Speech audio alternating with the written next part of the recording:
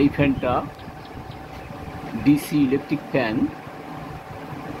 এটা দুপুরবেলা সরাসরি 120 ওয়াট সোলারে এটা চলতেছে, কোনো ব্যাটারি সাপোর্ট ছাড়াই। এর গতি মোটামুটি ভালো এসি ফ্যানের মতোই, এবং এটার ফ্যানটার বয়স প্রায় 5-7 বছর হয়ে গেছে। এই ফ্যানগুলা আমরা বাসাবাড়িতে ডাইনিং রুম অথবা বারান্দায় লাগাতে পারি। যখন দিনের বেলা সূর্য থাকবে তখন এই ফ্যানগুলা ব্যবহার করা যায়। বিশেষ করে গ্রীষ্মকালে যখন লোডশেডিং হয় তখন এই ফ্যানগুলা দিনের বেলা আমরা ব্যবহার করতে পারি। এই ফ্যানগুলা আবার অন্যভাবে ব্যবহার করা যায় যদি এখানে একটা ব্যবস্থা থাকে যে এসি এবং ডিসি দুইটাতেই চালানোর ব্যবস্থা থাকে, তখন দিনের বেলা আমরা এই ফ্যানগুলা সোলারে চালাতে পারি এবং রাতের বেলা সরকারি গ্রিডে এই ফ্যানগুলা চালাতে পারি। সেক্ষেত্রে সরকার উদ্যোগ নিতে পারে যাতে এই ফ্যানগুলা এসি এবং ডিসি দুইটাতেই চলে।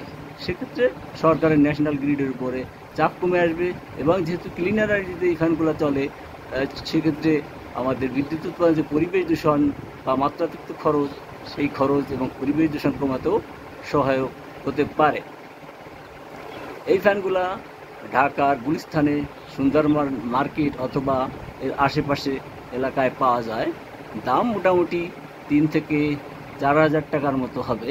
এবং আমি যে ফ্যানটা ইউজ করতেছি 7 বছর ধরে ব্যবহার করতেছি, গতিও মোটামুটি ভালো এবং ব্যাটারি ছাড়াই চলতেছে। তো এটা মোটামুটি বলা যায় কস্ট ইফেক্টিভ এবং পরিবেশ বান্ধব ফ্যান বলা যায়। এই যে টিনের উপরে যে সোলারগুলো দেখা যাচ্ছে, এই সোলারের পাওয়ারেই ওই ফ্যানটা এই গতিতে চলতেছে।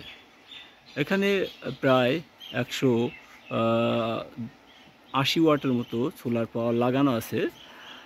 এইখানে যেহেতু সোলারগুলোর বয়স প্রায় 10 বছর পেরিয়ে গেছে, তাই এখান থেকে মোটামুটি আউটপুট 120 ওয়াট আছে বলে ধরে নেওয়া যায়।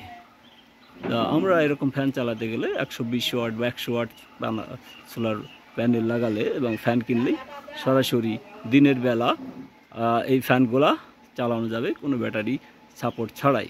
এতে বিদ্যুৎ বিল খানিকটা কমানো যাবে এবং লোডশেডিংয়ের সময় স্বস্তি পেতে এটা বেশ কার্যকর বলা যায়।